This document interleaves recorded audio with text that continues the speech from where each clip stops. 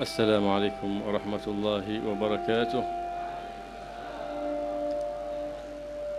الحمد لله الذي وفقنا وإياكم في حضور هذه الحولية المباركة، حولية الإمام القطب سيدي صالح بن محسن الحامد بن الشيخ أبي بكر بن سالم، وهذا مظهر من مظاهر مولانا فخر الوجود الشيخ أبي بكر بن سالم رضي الله تعالى عنه، الذي عم نفعه العباد والبلاد والخاص والعام، وهكذا كانت سيرته رضي الله تعالى عنه، فإنه مضى حياته في تعظيم أمر الله سبحانه وتعالى، والخير كله هو في تعظيم أمر الله سبحانه وتعالى، وفي إصلاح ذات البين، فإنه لا يبلغه عن أحد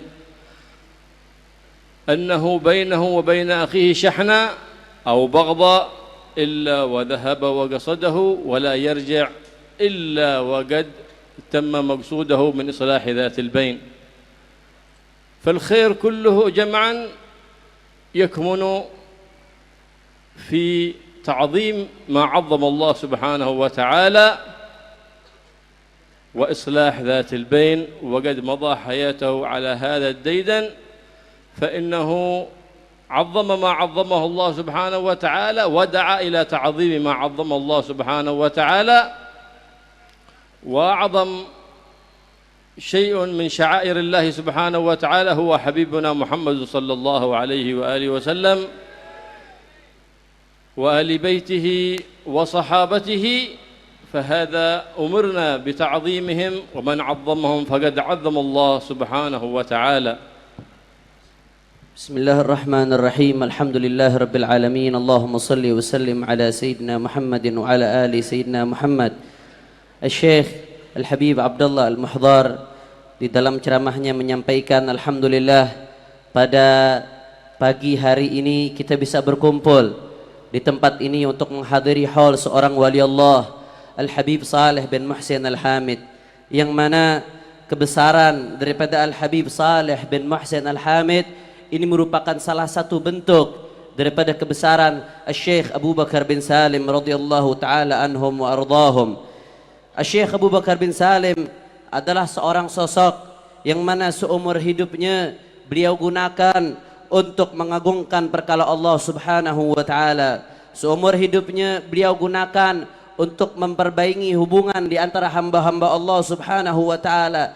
Tidak sampai kita dengar kabar apapun bahwasanya Syekh Abu Bakar bin Salim membenci seseorang, bughud kepada seseorang, bahkan tidaklah beliau marah ke seseorang kecuali kemarahan tersebut segera hilang daripada beliau. Ini semua yang beliau capai adalah hasil daripada mengagungkan apa-apa yang diagungkan kepada Allah Subhanahu wa taala, dan begitu juga beliau mengajak hamba-hamba Allah untuk mengagungkan apa yang diagungkan oleh Allah Subhanahu wa taala, mengagungkan syiar-syiar Allah, yang mana termasuk pengagungan daripada syiar Allah adalah mengagungkan Nabi besar Muhammad sallallahu alaihi wasallam, begitu juga ahlul baitnya dan sahabat-sahabatnya radhiyallahu taala anhum ajma'in. Wa innal mafasida kullaha law jumi'at raja'at ila amrayn tahqir ma 'azzama Allah subhanahu wa ta'ala وإفساد ذات البين. فمن حقر ما عظم الله سبحانه وتعالى فذلك هو الشقي المبغوض عند الله سبحانه وتعالى، والذي يسعى في إفساد ذات البين يفرق بين المرء وأخيه وبين الزوجة وزوجها، فذاك ملعون على لسان المصطفى صلى الله عليه وآله وسلم. Dan segala keburukan, segala malapetaka kalau dikumpulkan secara keseluruhan itu secara global kembali kepada dua hal. Yang pertama adalah tahqir ma'azzamahullah, kita meremehkan apa yang diagungkan oleh Allah Subhanahu wa taala. Yang kedua adalah ifsadu dzatul bain, adalah merusak hubungan antara orang-orang hamba-hambanya Allah Subhanahu wa taala. Yang pertama tahqir man 'azzamallah, meremehkan apa yang diagungkan oleh Allah. Seseorang yang melakukan demikian adalah orang yang mabghudun mal'un, yang dimurkai oleh Allah, dilaknat oleh Allah Subhanahu wa taala, asyaqi, yang celaka di sisi Allah Subhanahu wa taala. Begitu juga tidaklah seseorang merusak hubungan antara dua hamba Allah, merusak hubungan antara suami dan anaknya, atau antara dua orang kerabat, maka orang tersebut termasuk orang-orang yang dilaknat oleh Allah Subhanahu wa taala melalui lisan Nabi besar Muhammad sallallahu alaihi wasallam. نصبه شيخه وشيخ فتحه الحبيب بكر بن محمد السقاف، وخلع عليه الخلعة الظاهرة والباطنة، وقام بها المقام التام حتى أنه صار يحدبهم إلى طريقة ساداتنا آل بعلوي، وهي التي سئل عنها الإمام حبيبنا علي بن محمد الحبشي، فقيل ما هي طريقتهم السادة العلويين؟ قال وها هي أعمال خلت عن شوائب وعلم وأخلاق وكثرة أوراد. هذه طريقة السادة العلويين، علم أعمال خلت لله سبحانه وتعالى، عبادة خالصة لله سبحانه وتعالى، دعوة خالصة لله سبحانه وتعالى لا يشاوبها سمعة ولا رياء، إنما ابتغاء مرضات الله سبحانه وتعالى. وها هي أعمال خلت عن شوائب، وعلم طريقتهم وحرفتهم العلم المقرون بالعمل، إذ أن العلم شريعة والعمل طريقة، فلا تثمر الحقيقة إلا بعلم وعمل، أي بشريعة وطريقة توصل وتثمر الحقيقة مع الله سبحانه وتعالى، وهو العلم اللدني، لقوله صلى الله عليه وآله وسلم من عمل بما علم أورثه الله علم ما لم يعلم، وكثرة الأوراد مع الاستقامة لله سبحانه وتعالى. Beliau Al-Habib Saleh bin Muhsin Al-Amid dididik oleh gurunya Al-Habib Abi Bakar bin Muhammad As-Segaf radhiyallahu taala anhu wa ardahum. Beliau diberikan khil'ah, baik khil'ah zahirah ataupun khil'ah batinah. Ini adalah merupakan bentuk daripada ittiba' kepada tariqah Sada Ali Abi Alawi, yang dimana Al-Imam Ali bin Muhammad Al-Habsyi ditanya tentang apa itu tariqah Sada Ali Abi Alawi. Faqala al-Imam Ali wa ha hiya a'malun khalat an syawaibin wa ilmun wa adabun wa kathratu awradi. Al-Habib Ali bin Muhammad Al-Habsyi ketika ditanya apa sih tariqah Ali Abi Alawi, apa kata beliau? Wa ha hiya a'malun, inilah tariqah yang isinya a'mal, ibadah, dakwah kepada Allah yang khalat an syawaibin, yang bersih daripada kotoran-kotoran, tidak ada riak di dalamnya, tidak ada sum'ah di dalamnya. Kemudian beliau lanjutkan lagi wa ilmun, begitu juga ilmu. Ilmu yang bagaimana? Tidak semua ilmu saudara, tapi ilmun makrunun bil amal, ilmu yang dibarengi dengan amal, karena ilmu merupakan syariat dan amal merupakan tariqah. Oleh karena itu keduanya, ilmu tidak akan bisa memberikan hasil hakikah kecuali kalau dibarengi dengan amal, yaitu ilmu ladunni, sebagaimana disabdakan oleh Rasul sallallahu alaihi wasallam, man amila bima alim allamallahu ilma ma lam ya'lam. Barang siapa yang mengamalkan apa-apa yang dia ketahui, maka Allah Subhanahu wa taala akan memberikan kepadanya ilmu-ilmu yang tidak dia ketahui.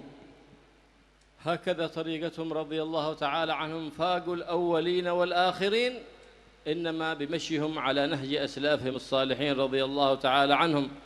فالخير كله في اتباع من سلف، والشر كله في ابتداع من خلف. ما فاقوا بكثرة صلاة ولا صيام، إنما فاقوا ذلك بسلامة صدورهم وسخاوة نفوسهم والرحمة لكل مسلم. إنما حجب الأغنياء عن الخير والفقراء، لذلك لعدم الاقتصاد. وقد دعا إليه الإمام الحبيب صالح بن محسن الحامد، وهو الاقتصاد. الاقتصاد إذا فعله الناس فإنه رقذف الله الرحمة في قلب الغني، فبذل الفاضل للفقراء، ورزق الله سبحانه وتعالى الفقراء فتعففوا عن المسألة، كما قال الله سبحانه وتعالى يحسبهم الجاهل أغنياء من التعفف، يظهرون الغنى ويظهرون الفقر لله سبحانه وتعالى، ويظهر الغنى للناس، فذلك هو المتعفف. Apa yang mereka lakukan yang bisa membuat mereka unggul, bahkan mengungguli sebagian daripada orang-orang yang sebelum mereka? Tidaklah mereka mencapai semua ini kecuali bimasyihim ala tariqati aslafihim, kecuali karena mereka mengikuti jejak daripada datuk-datuk mereka. Ketahuilah bahwasanya al-khair kulluh fi ittiba'i man salaf, tidaklah ada kebaikan kecuali di dalam mengikuti para salafun salih. Wasyarr kulluh fi ittiba'i man khalaf, dan semua keburukan yang ada di tengah-tengah manusia karena kita mengikuti orang-orang yang tidak mengikuti para salafun salih dan kita meninggalkan jalannya para salafun salih. Dulu salaf-salaf kita, mereka mendapatkan magom yang tinggi bukan karena banyaknya salat mereka, bukan karena banyaknya puasa mereka, tapi mereka mendapatkan magam yang tinggi li salamati sudurihim, karena hati-hati mereka yang bersih. Begitu juga sakhawati nufusihim, mereka adalah orang-orang yang dermawan, dan rahmah fi qulubihim, hati mereka penuh dengan kasih sayang kepada hamba-hamba Allah Subhanahu wa taala. Inilah yang kita lihat di tengah-tengah masyarakat kita, orang-orang kaya banyak yang diharamkan daripada rahmat Allah karena pelitnya mereka kepada orang-orang fakir miskin. Beliau makanya Al-Habib Saleh bin Muhsin Al-Hamid selalu mengajak kita untuk al-iktisad, hidup sederhana. Kenapa kita diajak untuk hidup sederhana? Karena kalau kita hidup sederhana, otomatis maka Allah akan menanamkan kasih sayang di dalam hati kita kepada orang-orang miskin. Kalau kita sudah sayang sama orang-orang miskin, maka yang lebih dari harta kita akan kita berikan kepada mereka. Ketika kita berikan kepada mereka, maka mereka tidak akan meminta-minta. Mereka akan selamat daripada meminta-minta kepada orang. Sebagaimana disebutkan dalam firman Allah Ta'ala, yahsibuhumul jahilul aghniya minat ta'affuf. Orang-orang yang tidak tahu menyangka mereka orang-orang kaya padahal mereka orang miskin. Kenapa mereka bisa menyangka orang-orang tersebut orang kaya? Karena mereka ta'affuf, tidak minta-minta, menjaga diri, menahan diri dari meminta-minta kepada orang, saudara. وكان رضي الله تعالى عنه على غاية من التواضع والأخلاق خلافة لجده محمد صلى الله عليه وآله وسلم. فقد دعاه أحدهم ثم بعد أن أتى إليه قال له لقد مضى الوقت الذي دعوتك فيه.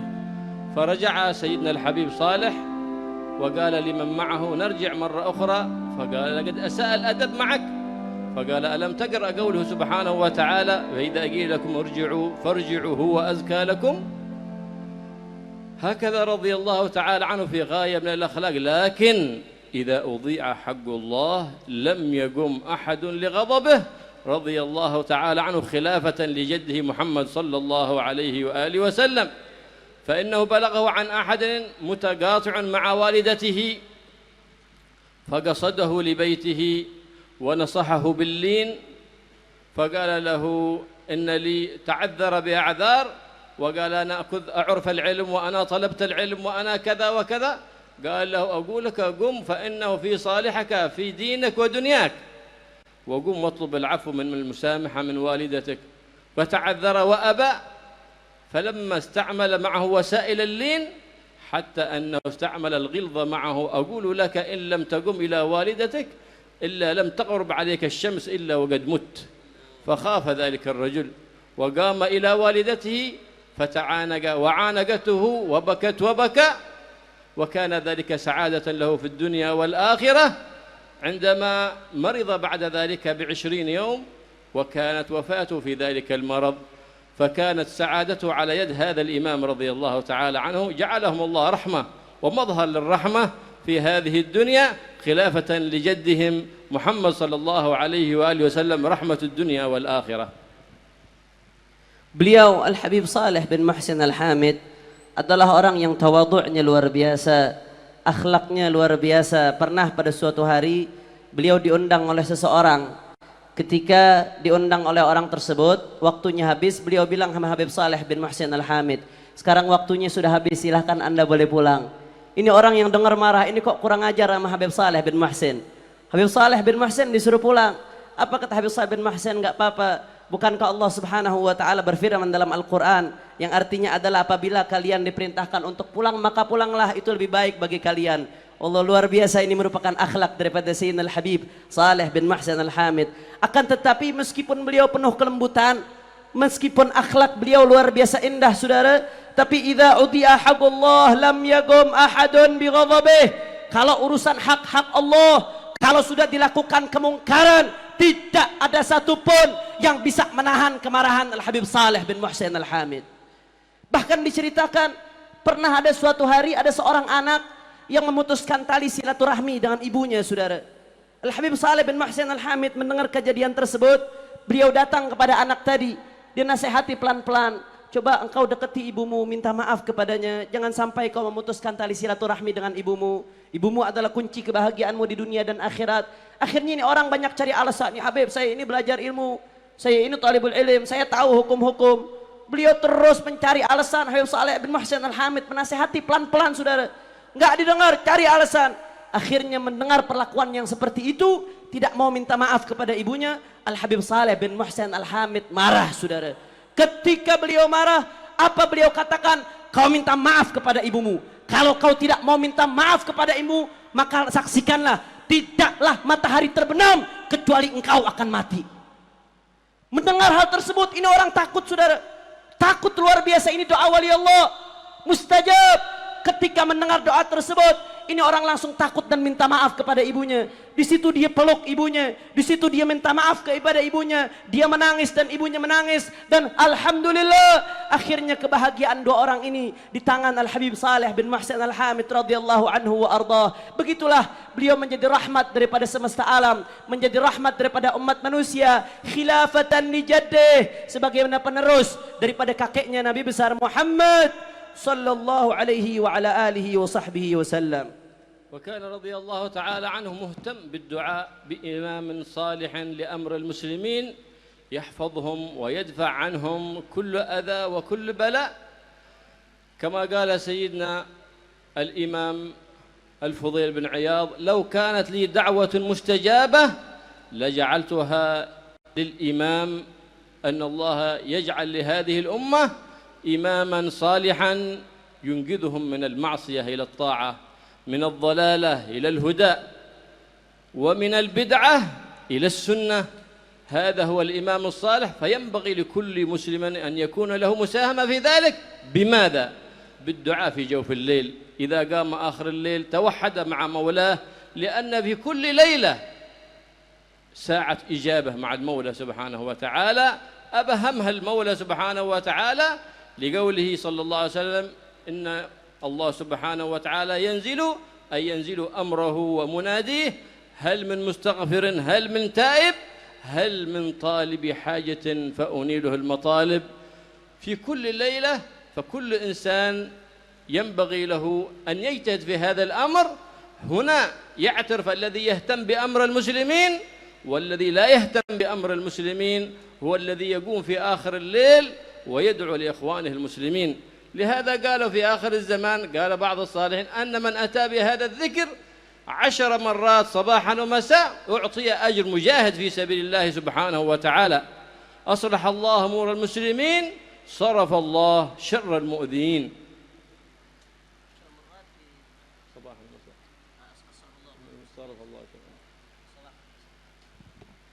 Beliau Al-Habib Saleh bin Muhsin Al-Hamid ini merupakan orang yang sangat perhatian mendoakan umat Islam, khususnya supaya umat Islam diberikan pemimpin yang saleh. Beliau sangat perhatian mendoakan kebaikan untuk umat Islam, supaya umat Islam terhindar dari keburukan, terhindar daripada segala macam bala.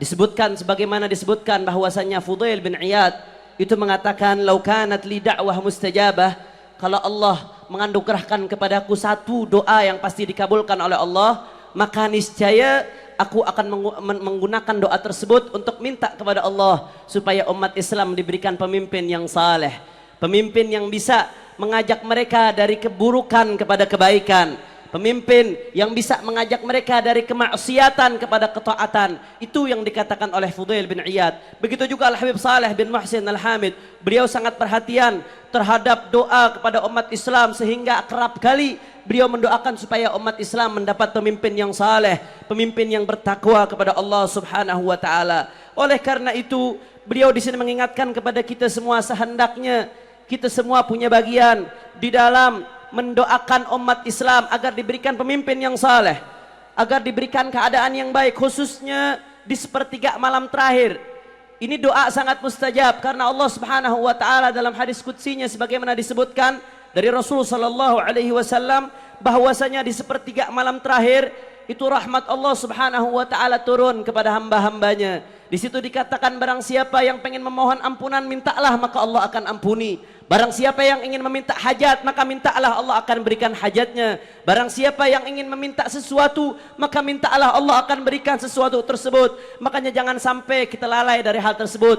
Mari kita doakan saudara-saudara kita umat muslim. Khususnya dikatakan oleh para ulama di akhir zaman ini, barang siapa yang membaca di pagi dan sore 10 kali, pagi 10 kali, sore 10 kali, aslahallahu umural muslimin, sarafallahu syarral mu'dhin. Aslahallahu umural muslimin, sarafallahu syarral mu'dhin. Barang siapa yang baca wirid tersebut pagi 10 kali, sore 10 kali secara kontinu, maka insya Allah Allah akan tulis orang tersebut mendapat pahala orang-orang yang mujahidin, yang berjihad di jalan Allah Subhanahu wa taala. قال الحبيب عبد الله بن حسين بن طاهر ربي سالك بجاه الجدود وليقيم الحدود فينا ويكفي الحسود ويدفع الظالمين. ظلموا بتغيير كلام الله وبتحقير كلام الله وبتحريف كلام الله، وبغوا وظلموا بأن حقروا ما عظم الله سبحانه وتعالى وهو الحبيب الأعظم صلى الله عليه وآله وسلم وآل بيته وصحابته رضي الله تعالى عنهم. فإن من لم يكن على ذلك المنهج فهو مبتدع ضال، ولا نقرب منه ونحذر أولادنا وطلبتنا وكل من لنا ولاية عليه أن يبعد منه، لأنه ليس على طريقة السلف الصالح إلا من جمع محبة الله ورسوله ومحبة أهل بيته ومحبة الصحابة رضي الله تعالى عنهم وأرضاهم.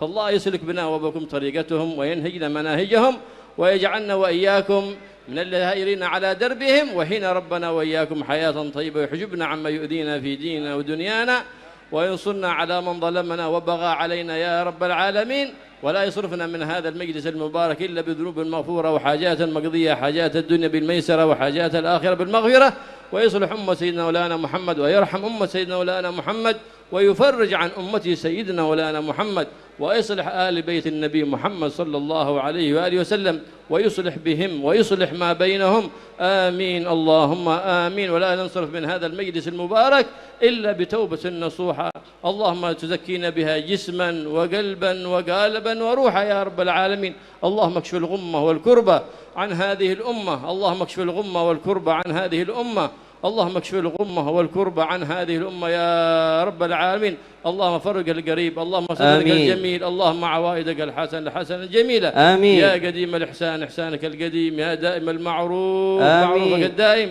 يا ذا الجلال والإكرام. وصلى الله على سيدنا محمد وعلى آله وصحبه وسلم والحمد لله رب العالمين. العفو. Beliau tadi mengucapkan di akhir ceramahnya Al-Habib Abdullah bin Husain bin Tahir berdoa dalam qasidahnya, Rabbi salak bijahil judud wali yugimul hudud anna wa yakfil hasud wa yadfa'udh zalimin atau ma fi hadzal ma'na.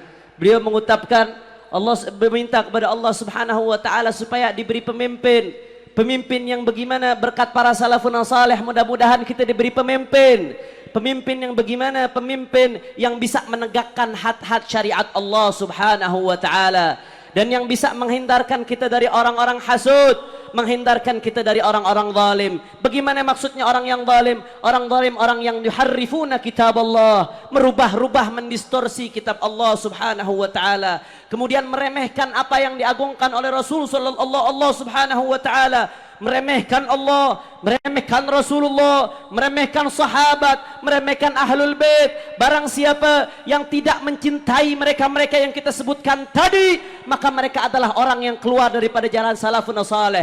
Kalau kita menemukan yang seperti mereka, maka kita punya hak untuk memperingati anak-anak kita, orang-orang yang kita cintai dan di bawah asuhan kita, untuk jauh-jauh dari mereka, untuk menghindari mereka, Jangan sampai kita dekat-dekat kecuali kepada orang-orang yang dekat, yang berjalan di atas jalannya salafun salih. Siapa yang berjalan di atas jalannya salafun salih? Orang yang mahabbatullah, yang cinta kepada Allah, cinta kepada Rasul, cinta kepada sahabat, dan cinta kepada ahlul bait. Mudah-mudahan apa yang beliau doakan tadi dikabulkan oleh Allah Subhanahu wa taala, dan mudah-mudahan apa yang disampaikan bisa bermanfaat. Ini yang saya sampaikan. Saya mohon maaf sebagai mutarjim kalau tidak maksimal dalam menerjemahkan banyak kesalahan. Wal afu minkum. Wassalamualaikum warahmatullahi wabarakatuh.